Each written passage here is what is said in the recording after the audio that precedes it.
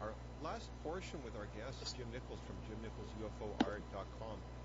Jim, it seems the world's come a long way since Roswell, and we are in a much more sophisticated and complicated situation with our ET neighbors in terms of whatever treaties may be in effect and how they have globalized. What is your impression from the discussion that we've had so far with our panelists? What have you taken away from tonight's show? I think these three people are crazy. You have to understand, I'm from a small Midwest town with middle class sensibilities, very, very provincial sensibilities. And a part of me hears this discussion from how those people would hear it, and they would say, you guys are all nuts. And that's the problem. The problem is what we're talking about here is agencies and technologies that are functioning in a quantum physics world. But the day-to-day reality of everyday America is still in a classical physics reality. And it's like, you're talking about time travel, you're talking about going jump rooms to Mars, you're talking about all this stuff, and this is quantum physics. These are quantum physics concepts, beings that come here from other timelines, da-da-da-da-da. Mainstream America hasn't even got a really good handle on the fact that their ETs are even real. So it's like you guys are talking about things that are light years but away from where everyday Americana where their mentality still is. And I think this is the dichotomy that has happened since the Roswell crash in 1947. If you recall, the Brookings Institute report was concerned about maintaining secrecy because interfacing with extraterrestrials, advanced cultures, might precipitate the disintegration of our society. Well, what I'm hearing here is that MJ-12 and the military-industrial complex is, in fact, the disintegration of our social order. You have somebody like Andy here. He functions. He's had so much interface with this kind of reality that it's common to him. He doesn't have a problem. Most people on the street would lose their minds if they had to deal with interfacing with time travelers. Or what is the real? It's like, is my everyday reality a complete fiction? This is the problem that I see that has to be addressed. It's like, how do we get the rest of our population up speed to say, hey, these are quantum physics realities, and this is where a major part of our industry and our aerospace and space science has gone. And it's like, what I'm also hearing from Andy and the other whistleblowers is that the technology behind closed doors is growing at such an exponential level every year. It's like, how the hell do you get mainstream America to even begin to catch up with it? So that it's like, okay, we have literally created a science fiction world that exists behind the barbed wire at Area 51 and other facilities around the world that lives in a Star Trek reality, and it's every day for them. So how do you? Is there a plan to bring the rest of America and the rest of the world in on this, or are we all just? Or would it be? If we're expended, it would be so hard and so difficult to get everybody else up to speed, so I can have my own little flying saucer like the Jetsons always promised I could have. Is that so far out of reality and is so far beyond what the agendas are for the military-industrial complex that it makes the rest of us expendable? That's my question.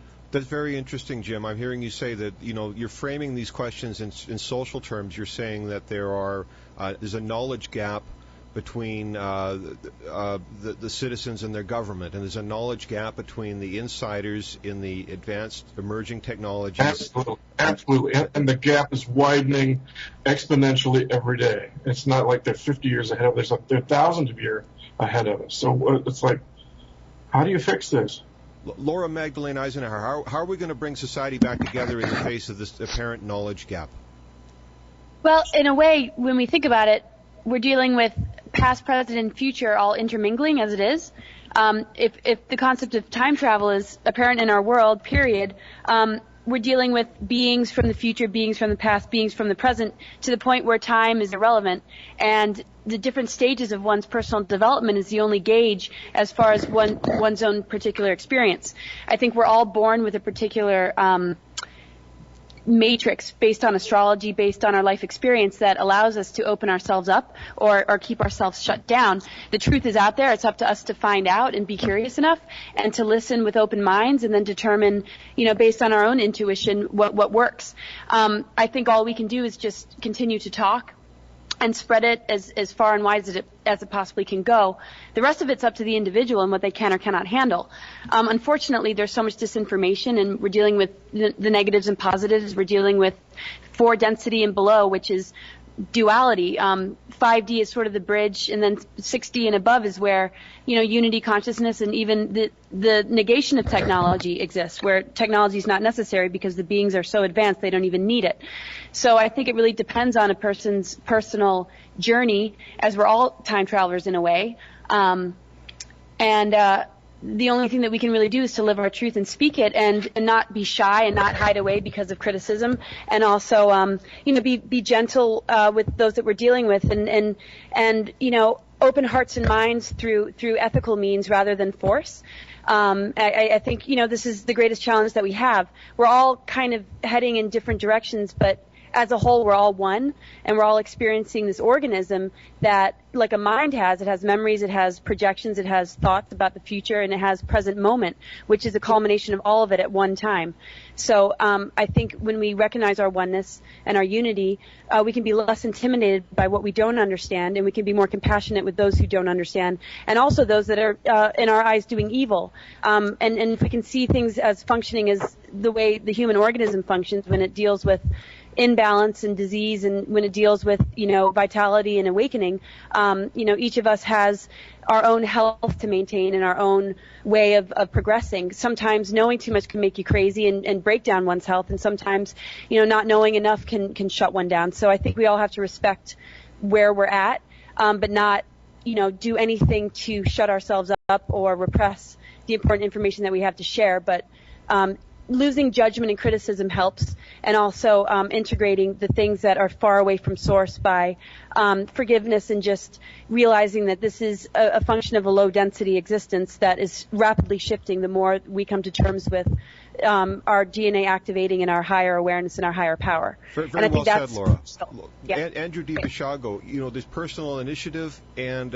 social responsibility. What are people doing to try to bring elements of society together to reintegrate society in face of the challenges brought on by ET contact and the secret societies that guide the guiding hand behind the scenes? Well, what I'm doing is waging a truth campaign to simply share the truth of my experience with the American people and the people of our planet without fear or favor. I'm actually much more hopeful than the implications of Jim's comment, although I agree with the phenomenon he's describing. Essentially, we live in a world in which what is shared with the public is a limited view of the nature of the cosmos. The notion that time travel has already been achieved, that we're being visited by advanced extraterrestrial beings who may or may not have an agenda. The notion that Mars and possibly other planets in our own solar system are also inhabited as ours is. And when I share with audiences the notion that between what has been shared with the public and what is the state of the art, that, for example, what the U.S. government has achieved in high technology, falls everything that has been covered under the umbrella of state secrecy, audiences far and wide understand that. So on one level, let's take the American public. The American public understands the basic substrates of the discussion because they've been educated through the entertainment media since World War II about basic notions of extraterrestrialism or time travel or what have you. What hasn't been shared with them is the actual truth. And in fact, as we've discussed on our previous broadcast, science fiction has been used to create confusion about what's really been developed technically and what is really true in terms of the nature of the cosmos.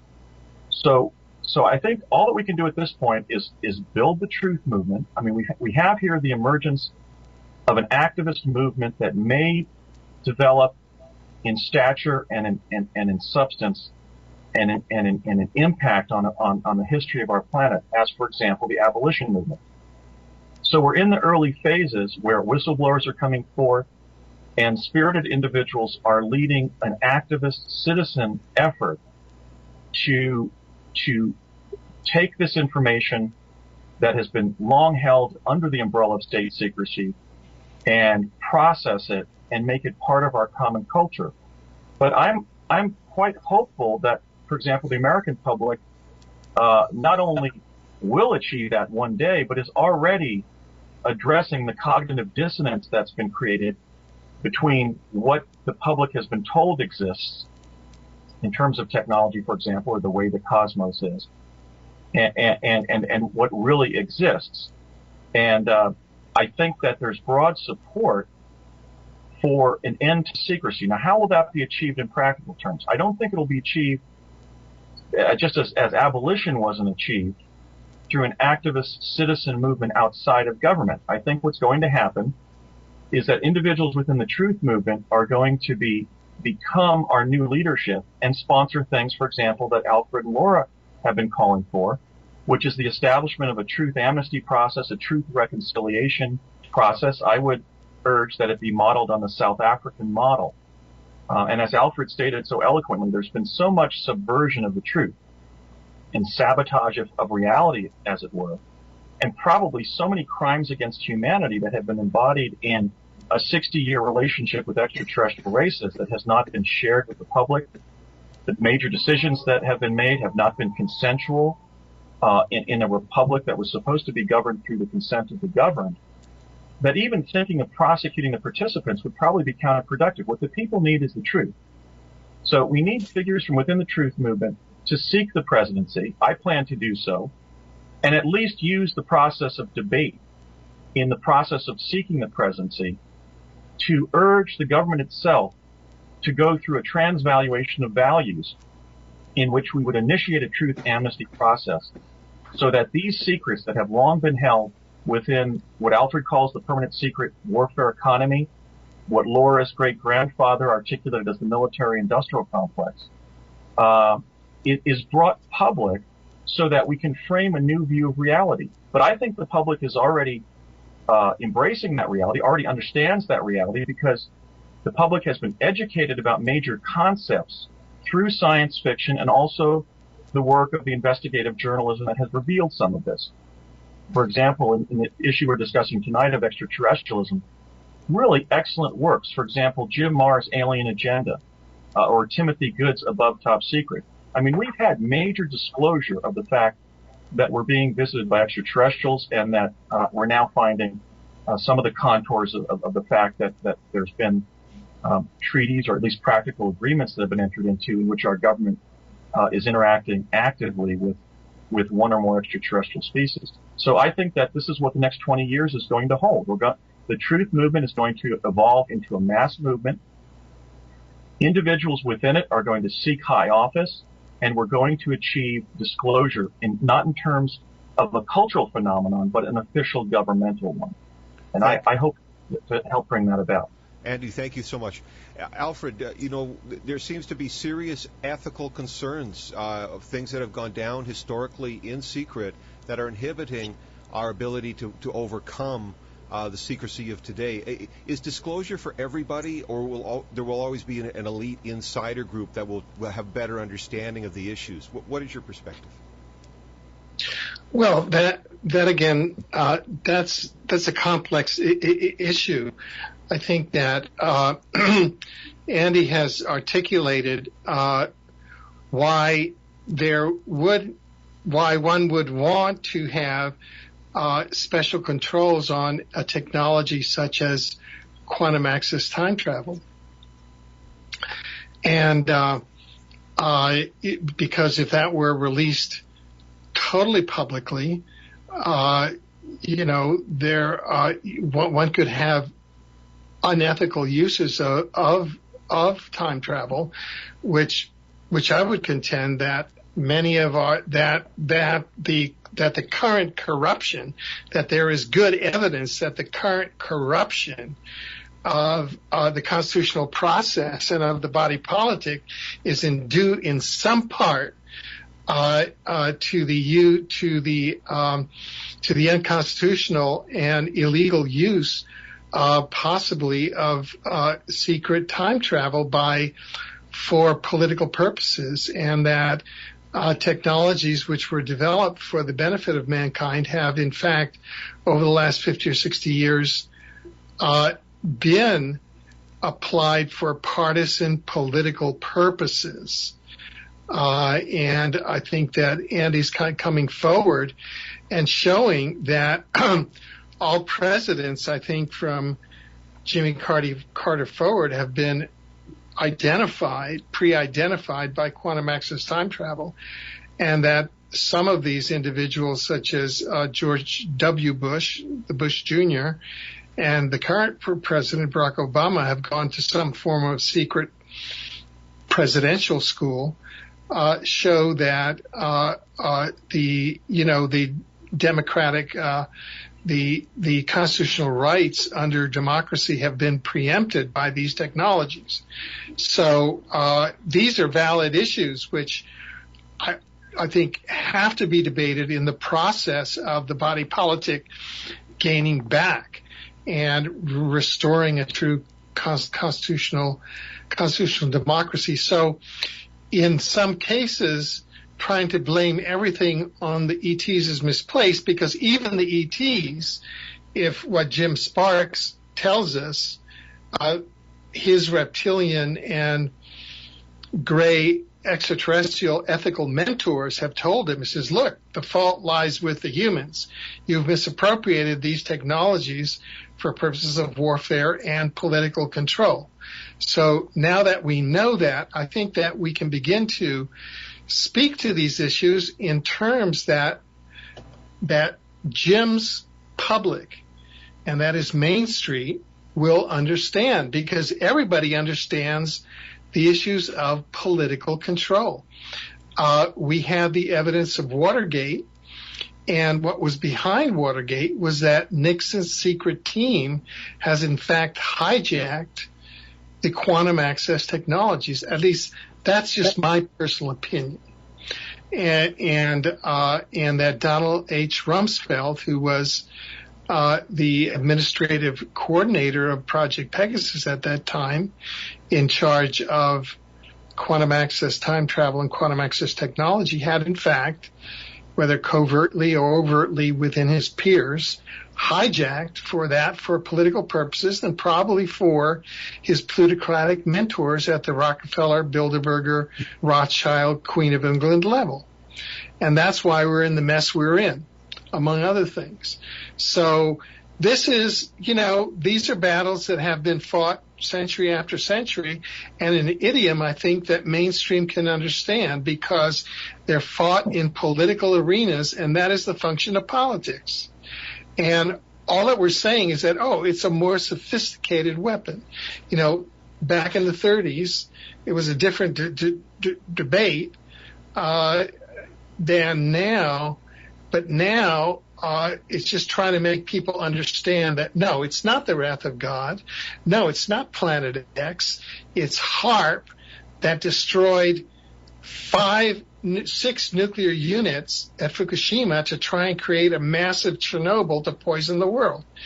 And, so it's just slowly, through programs like Stargate, where the first episode was called Pegasus, I go to audiences, I say, hey, look at Stargate, they understand what's going on. So people have been acclimated to grok it. And I think that Jim has brought up brought up the essential point.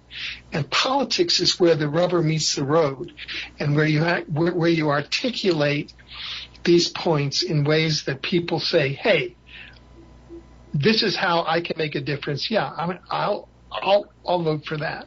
So I think Jim has really put his finger on what the meaning of our program was today.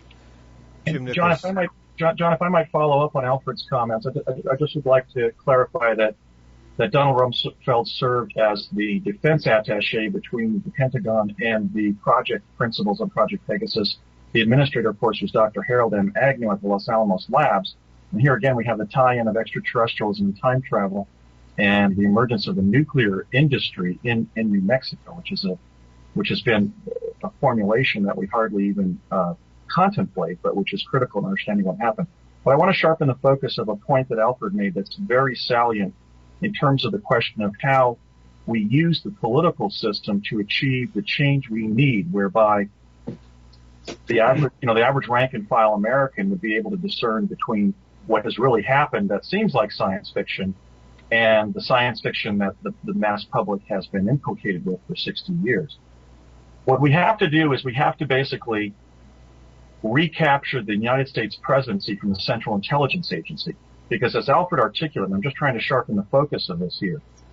What happened is that when quantum access, time travel based, the time travel based capacity to discern who would be president was developed, a process began at least as early as the presidency of Jimmy Carter to approach the individuals who were destined to become president, at a minimum to inform them of their destinies, but in all likelihood to give them, as Alfred said, special schooling for the presidency. Recall the fact that one of our most distinguished television journalists, Dan Rather, lost his anchor seat and his job at CBS News when he impertinently went in search of where George W. Bush was in 1973. Well, when I met George W. Bush in the early 1970s, right after he and his father had been apprised of the fact that they would be destined to be president, he was having difficulty even processing that fact. He was joking about it. You know, have you heard my daddy and I are going to be president? Now, the organization that approached these individuals on behalf of the power elite factions that Alfred described, that he listed, was the Central Intelligence Agency. Our republic was supposed to be based on an independent selection of our national leadership by the people and governed through the consent of the governed. And what has happened, in fact, is that the U.S. presidency has been captured by the CIA. Our only choice at this point is what we see emerging, which is a citizen-based, grassroots, citizens' truth movement that will bring these critical facts to the American people and then wage an insurgency in the political system to recapture the presidency.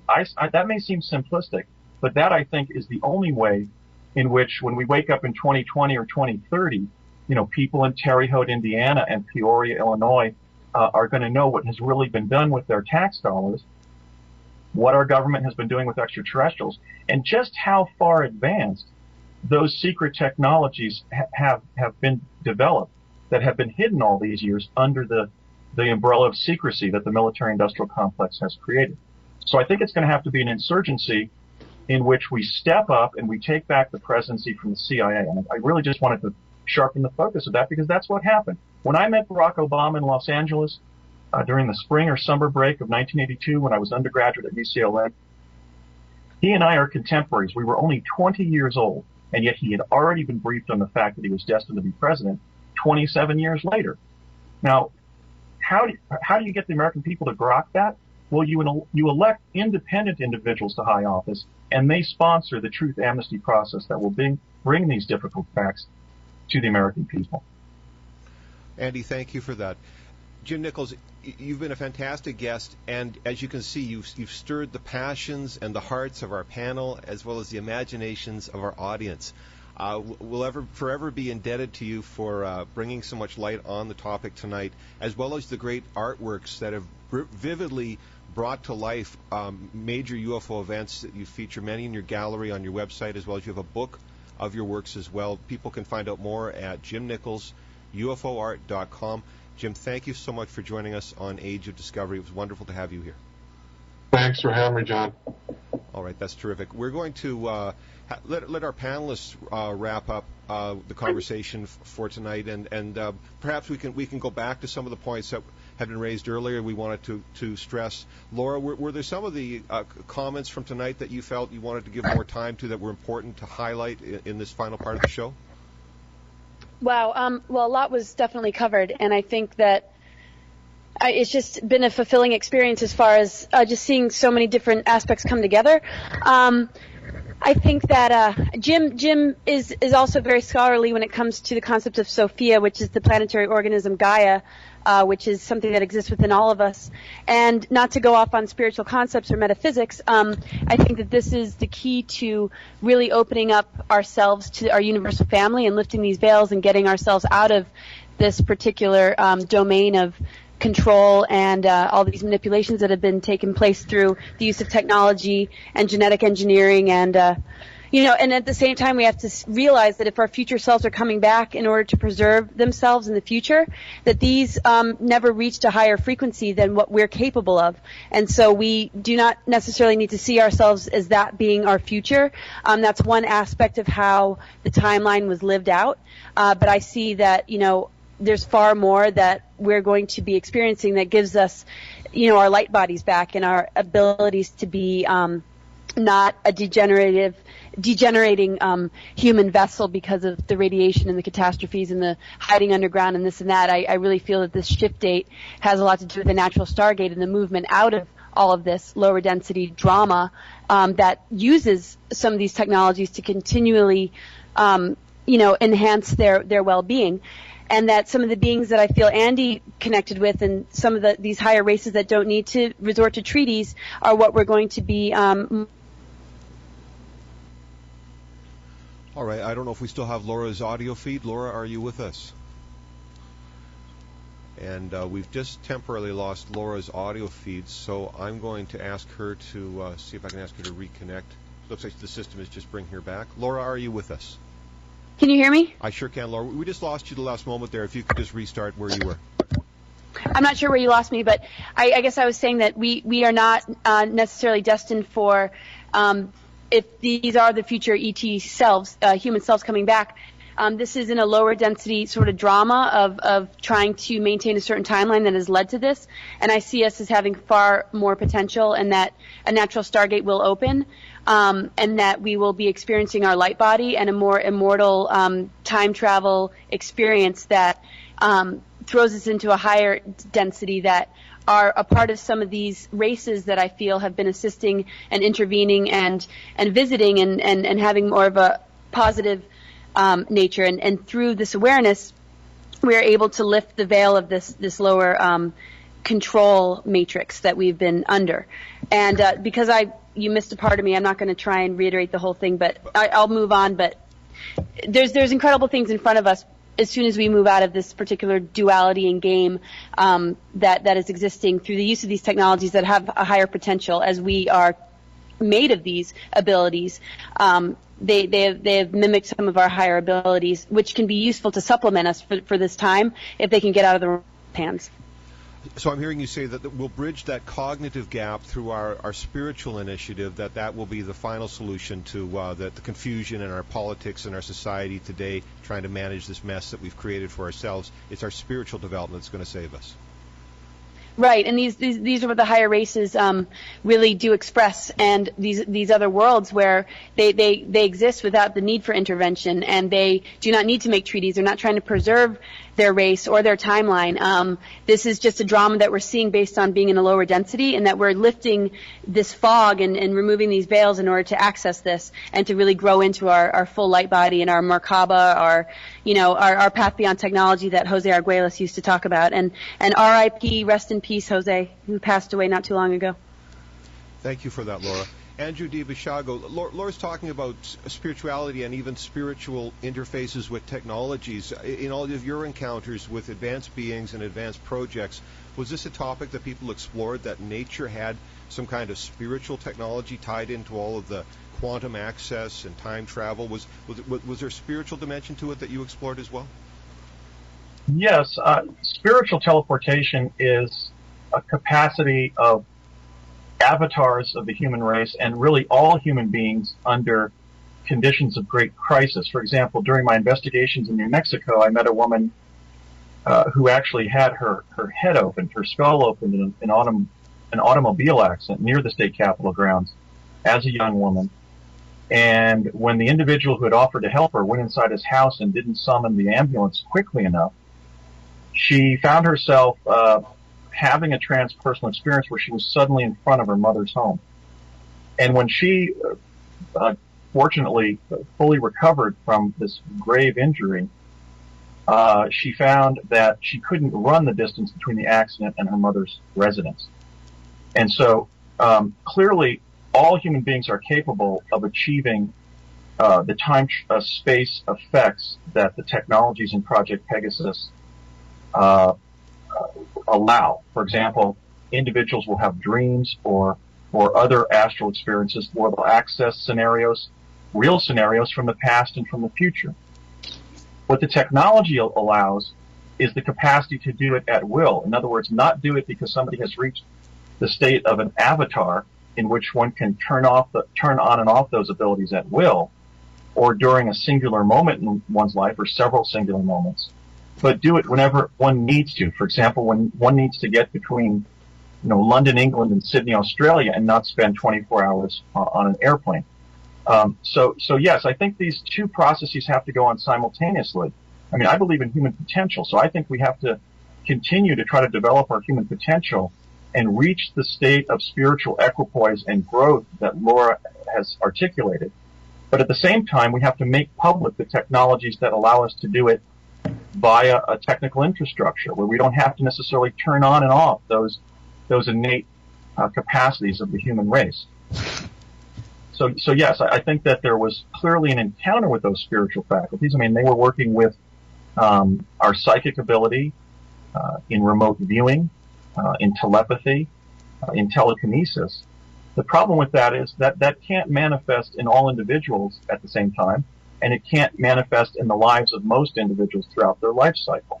So until we reach that state, either in future lives or just in the generational development of human civilization on Earth, we're going to be needing these time-space technologies simply to achieve sustainability in the 21st century. And by that I mean not just environmental sustainability, but social and economic sustainability. So I really support both ideas. We have to optimize human potential and encourage people to become more awake and aware, and also develop these time-space capabilities in terms of as a result of developing their innate human faculties.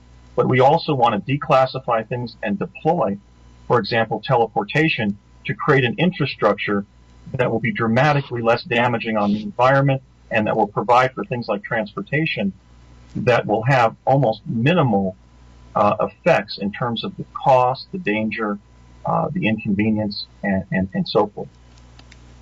Excellent points, Andy. So Alfred Lambremont Weber, with these facts in mind, that not only do we have all this human potential waiting to be expressed, but there are practical applications today for all of the advanced technologies that are being kept in secret. What, from your perspective, is the best application that we can make of the gifts we've been given, either from our spiritual insights or from our interactions with ETs and other civilizations? What do we need today to draw from this and apply in our world now? Andy says, we need to take back the government. We need to take back the presidency. Is that the position you take? What should we be doing? Yeah, I think that our guest tonight, Jim Nichols, really did a fine job in sort of representing the human race and kind of their position, which is, speak to us plainly, speak to us with integrity so that we can decide in our sovereignty what we should do for our collective. And so I always come back to that word praxis, and that is, knowing all of the theory and then acting it out, really walking the talk or talking the walk? I always forget. Walking the talk, praxis. I think that we have been gifted to incarnate at this time into a very exciting position. And it's a position that, say, a generation ago, those people who inspired us, in my case, it was all those guys who were in the Kennedy years and a little bit of Fidel Castro and Che Guevara thrown in when it comes to me, because I grew up both with the Kennedys and with Fidel Castro and Che Guevara, if you can believe that. And so now the wheel comes about where, as Andy says, there's a new generation that's coming up. And I think that the significance of these times is that in these next several years, the whole kind of farm team of world leaders who are essentially the farm team of the Illuminati are going to sort of be swept out. And a whole new series of souls that have incarnated specifically to bring about change responsibly with vision is going to come into responsibility. And Jim Nichols kind of gave us all, he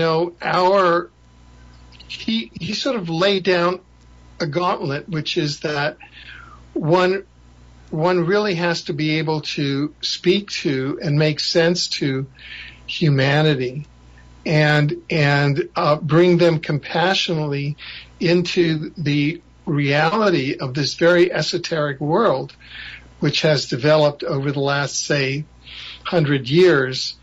And I use that advisedly because I was looking today at a newspaper report on the front page of the New York Times, January 16th, 1901, where the Harvard Observatory recorded a 70-minute light signal from Mars to Earth. And the next year, Nikola Tesla developed a test machine, put it on top of Pikes Peak, and returned the signals. And that was on the front page of the New York Times 110 years ago. So we've been at this essential task now for about a century, a little more than a century. So it's about time now that it be acknowledged and that we have a new generation of leaders that can speak to the body politic, can speak to the common weal, whereby these rascals who are an Illuminati farm team will be swept out, and we can have sort of a transformation of the planetary order. And that's what I'd like to dedicate my life to over the next decade. That's excellent, Alfred. Thank you. All right, we just have a few minutes left in the show, so I'm just going to quickly go back through the panel. You've each got 1 minute to highlight the strong points from tonight's talk. ET Treaties and Hidden Agendas, Laura Magdalene Eisenhower. What do we need to know about this issue? Well, I think that there's obviously been a lot of collaboration going on with races in our government, positive and negative. And one of the major points I think was just mentioned. I think it all wraps itself up in the last two comments from Alfred and Andy, as far as how we're going to handle ourselves from this point forward and what's absolutely necessary, and and bringing in some of my thoughts as well. I think when it comes down to it, we're dealing with an agenda that wants catastrophe, wants to feed on suffering and fear, and has backup plans for themselves as they witness this and they see the degradation of the environment and the human spirit. And this is classified in humans and their agreements, more so the misuse of technology. So I absolutely agree that it's more the humans than the races, except the reptilians that are more, that cannot sustain themselves as human or reptilian, and so have to go back and forth through very sort of brutal means. But I think what comes out of this is that there are collaborations going on, visitations going on, and ultimately our particular existence and our own physical matrix on an ethereal and physical level, determine what we're going to be co-creating, and what we're deciding to put our attention into is what we're going to be experiencing. On a collective level, though, that's a different story, and I really endorse Andy's comments about these technologies and how needed the use of them are regardless of our spiritual growth. But as long as we handle them ethically and we have certain principles intact as far as integrity goes, then we can responsibly use them. And more exposure and more of the Truth Campaign and more of these, all these different topics that we've mentioned and a lot of what Alfred mentioned will allow the exposure to take place in order to kick the criminals out of power and allow us to inherit our birthright and the use of these technologies as supplemental means as we spiritually develop into the future. Strong words from Laura Magdalene Eisenhower, Cosmic Gaia, 2012.com. Andrew D. Basiago, please give us a 1-minute synopsis of this topic. ET treaties and hidden agendas. What are the key points we need to know? Actually, John, I would just like to make a closing observation, and that is that we're really caught between two extremes when we consider the extraterrestrial situation. One is the legacy of the Cold War, in which, for the most part, visitation by extraterrestrials to our planet was viewed as a threat, and a multi-trillion-dollar, 60-year secret enterprise was begun to protect us from that threat, from developing stealth bombers that actually have teleportation capability, to spending trillions of dollars building deep underground military bases in the Four Corners area, et cetera, et cetera. There was an aspect of extremism that is inimical to our interests as an inhabited planet, because our visitors don't just include those who would be hostile to our interests, but those who would be neutral to our interests and who also would be benevolent.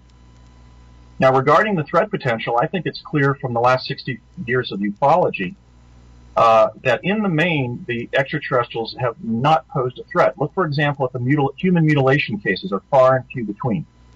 And so now, because of the extremism of the secrecy and the presumption that extraterrestrial visitation to our planet was per se potentially hostile, or actually was hostile, the public is now extreme in its opinion of government. And so the public now believes that if they're keeping all of this secret, everything they're doing in interaction with extraterrestrials is inimical to our interests as the public. So I would just like to close with the notion that I think we have to update Lord Palmerston's dictum that in politics one has no permanent friends nor permanent enemies, only permanent interests. And we have to use discussions like this to develop a form of a new dictum in exopolitics, in which we recognize that as an inhabited planet, we may very well also not have permanent friends nor permanent enemies from other star systems or from other locations in time space, but simply permanent interests. And obviously, the implication of that is that all of this information needs to be declassified so that the public can arrive at an accurate understanding of what its permanent interests are relative to extraterrestrial civilizations that are visiting us. Thank you, Andrew D. Basiago, ProjectPegasus.net. It's always great to hear your perspective on the issues of the day. Alfred Weber, what are your final comments on tonight's topic? Well, I'll be very brief because I know that the hour is late. My final comments are twofold.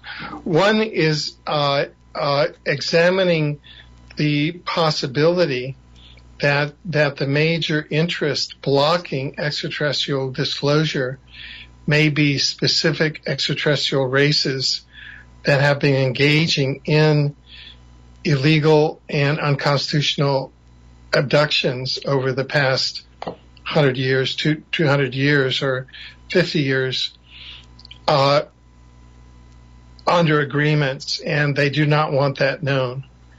And so that we should, as members of the truth movement, be willing to bring that truth forward and not always blame the human side of the government. All right, very finely spoken. Alfred Lambermont Weber, Exopolitics founder, exopolitics.com. You can find his work there. This is Age of Discovery, and we are on every 2 weeks. Our next show, Joseph F. Mara will be here to talk about wellness and transitioning medicine, so we hope you'll join us for that show.